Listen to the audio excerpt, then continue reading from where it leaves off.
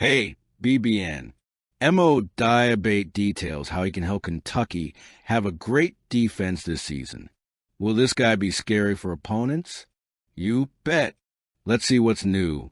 Kentucky has high standards defensively this season, and Dioubate can help. There's a new movement circulating in Lexington, and it's coming from the defense. After a season in which Kentucky struggled to contain opponents, especially one-on-one, Mark Pope decided that wouldn't happen again.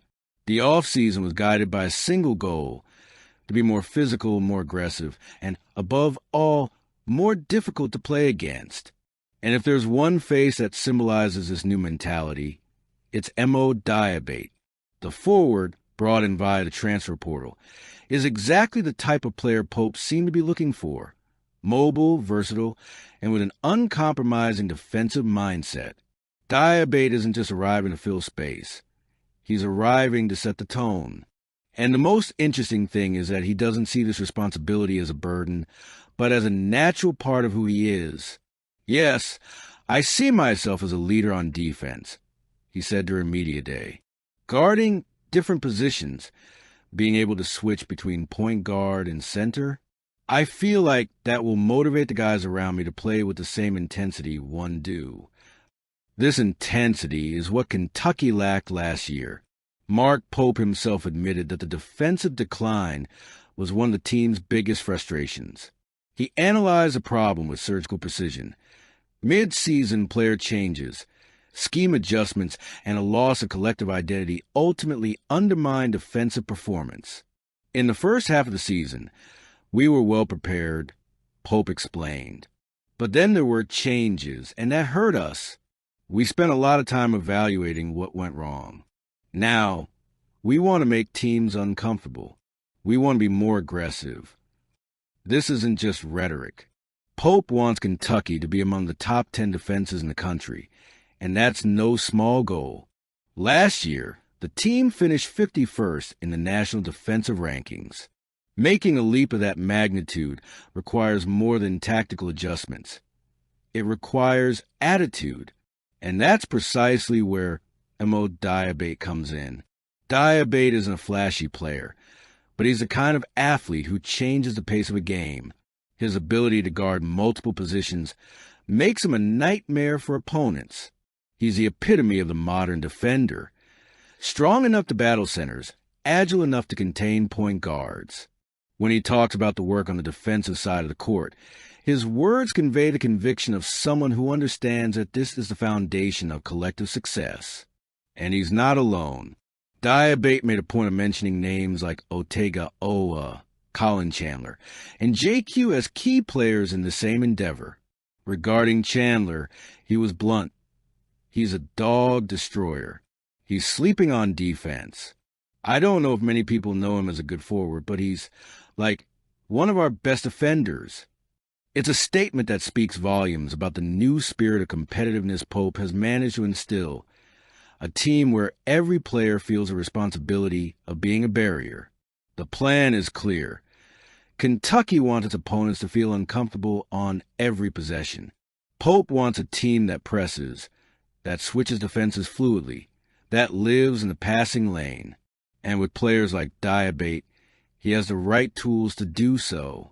There's something symbolic about this new mentality. For years, Kentucky was known for defensive talent and the big names that made their way to the NBA. Now, Pope wants to build a different reputation, a team that not only dazzles, but intimidates. And if Mo Dioubate's speech is any indication of what's to come, SEC opponents will have plenty of reason to worry. Yes, this Kentucky team can be scary, not just because of its talent, but because of how it intends to be with whoever's on the other side. And this time, Mark Pope seems to have found the right players to make that happen. Behind-the-scenes moves in college football have the power to drastically alter the sporting landscape, and the situation surrounding Bill Belichick and his possible departure from a university in North Carolina is a perfect example of this. Although it seems distant, this story could have direct implications for the future of Kentucky football, especially considering John Summerall's role as a central player in this complex scenario. For Wildcats fans, there is reason for optimism, even given the current uncertainty. Mark Stoops, the coach who has led Kentucky with a steady hand since 2013, has been a crucial figure in strengthening the program over the past decade. Under his leadership, the Wildcats have not only established themselves as a respectable force in the SEC, but also demonstrated their ability to compete against the giants of college football. However, speculation about Stoops' future, whether it's a possible departure or a search for new challenges, inevitably puts the program on edge. And it's in this context that John Sumrall's name emerges as a light at the end of the tunnel. Sumrall, who played for Kentucky and worked as an assistant coach under Mark Stoops, built a solid career as head coach at Tulane. His connection to the Lexington program goes beyond his resume. He understands the culture, values, and expectations surrounding the Wildcats. This makes him a natural choice if Kentucky needs to ensure continuity during a time of transition. The idea of bringing Sumrall back home appeals not only because of the sentimentality, but also because of his proven leadership and innovation on the field. However, the news that Belichick is negotiating his departure from UNC add a new layer of complexity to the equation. Should the legendary coach leave Chapel Hill, UNC will likely seek a strong replacement to restructure the program. And who better than John Sumrall, whose name was mentioned as a candidate last year? This possibility complicates Kentucky's plans, as the opportunity to return to the ACC conference may be too tempting for Sumrall to ignore.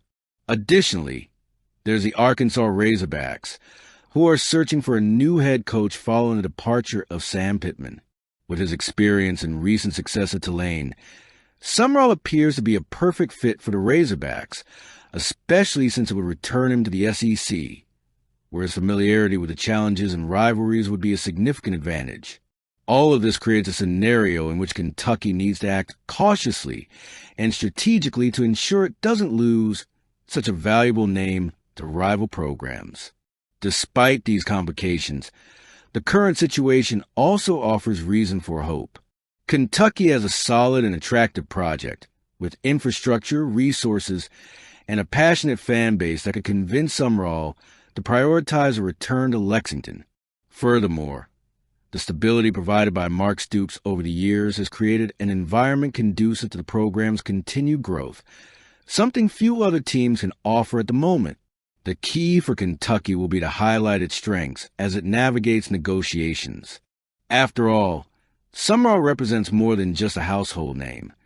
He symbolizes a bridge between the solid present and the promising future of Wildcat football.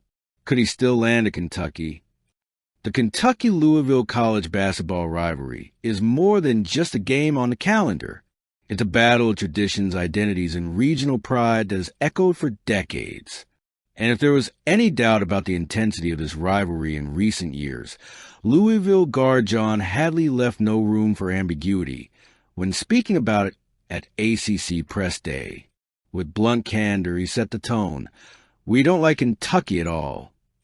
Hadley, a transfer from Colorado and now wearing Cardinals colors, perfectly captured the essence of what this rivalry means to those immersed in it. It's not just a game. It's a matter of honor. It's what happens when you play for different teams, whether you like it or not, he said, emphasizing that mutual hatred, though often exaggerated by the spotlight, is real and necessary to bring matchups like this to life. You need that hatred inside you if you play for either team, he added. Hadley's comment comes at a time when the rivalry appears to be gaining new momentum. The incident involving Louisville coaches Pat Kelsey and Kentucky coach Mark Pope outside the home of a recruit who ultimately chose Kansas brought back memories of a time when these games were surrounded by palpable tensions both on and off the court. While both coaches downplayed the incident, Pope during Kentucky's press day and Kelsey at the ACC press conference, the episode served as a reminder that this rivalry still carries a unique emotional charge. And the next chapter in this story will be written soon. On November 11th, the Wildcats will travel down I-64 to the KFC Center to face the Cardinals in a matchup that promises to be one of the most anticipated games of the 2025-26 season. Despite coming early in the calendar, the matchup already generates enormous expectations, especially as both programs enter the year with aspirations of being among the top 10 in the country. The atmosphere in the gym will be electric, with fans on both sides ready to further fuel the rivalry. What makes this matchup even more interesting is the lineup. Both teams will feature rosters packed with transfers and freshmen, bringing fresh blood to the competition. However, some returning veterans deeply understand the significance of this game. For them, it's not just a match. It's an opportunity to prove superiority in a setting where every possession can be amplified by the weight of history. Hadley, for example, acknowledged this when talking about how the rivalry is perceived by people on the street. Everywhere you go, like, people say beat Kentucky. But when you're in Lexington, people say beat Louisville. That's how people see the rich history. This quote perfectly encapsulates why this matchup transcends sports. It represents two cities, two cultures, and two ways of life colliding in a quest for supremacy. Another aspect that adds fuel to the rivalry is the fact that, in recent years, it seemed to have lost some of its power.